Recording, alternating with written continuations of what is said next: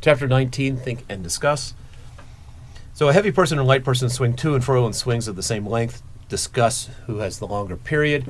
All right, so you got to be careful here. If we treat it just like a simple pendulum, then the mass does not matter.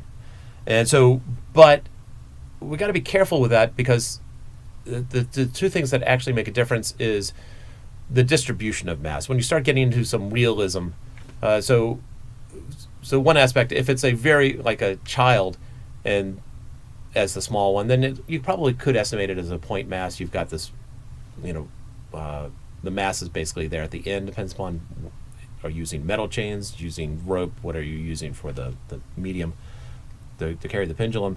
And a heavy person, if the heavy person is, like an NBA player, it's all 300 pounds of muscle, then that person's tall and you really can't treat it like a simple pendulum, in which case it's really difficult to tell. In which case you're no longer dealing with a simple pendulum. I'm suddenly blanking on the name. I won't worry about that.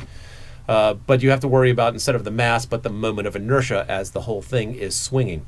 So it really does become difficult to answer this with there's not enough information. One of the reasons I put it in there. But ideally, if you can treat it like a simple pendulum, like all the mass, like a really long chain, and so you can treat all the mass there at the bottom, then yeah. Now, the higher the center of mass is, so let's assume equal distribution of mass from foot to head, the taller person would have a center of mass closer to the fulcrum, and therefore you could treat that like a simple pendulum with a smaller length.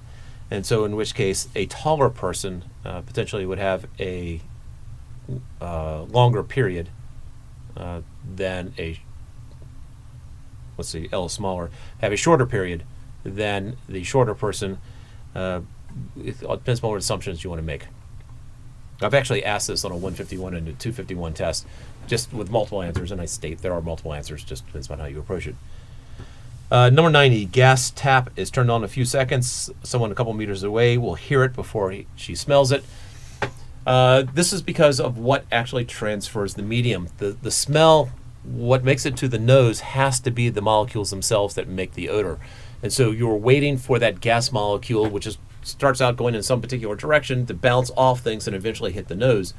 So you need that specific molecule. Unlike sound, where the molecule, so what's creating the sound is not what actually hits your ear. It's that molecule hits another molecule, which is another molecule, and you get this chain reaction of longitudinal wave till it hits your eardrum. And so that travels much faster than the actual molecule themselves. 93, sound of an airplane does not come from the part of the sky where the plane is seen. Discuss whether or not this implies airline is traveling faster than the speed of sound. No, it actually deals with the speed of light versus speed of sound, because the light gets to you much faster than the sound does. And so if you see a plane off in the distance, the sound is not going to reach you yet. By the time the sound reaches you, the plane is now here. So it sounds like the plane is coming from over there, but the plane is here at this point, just because the light bounces off of it. Light coming to you or hitting you in the eye travels much faster than the chain reaction that's required for it to hit you in the ear. And that's it for the Think and Discuss from Chapter 19.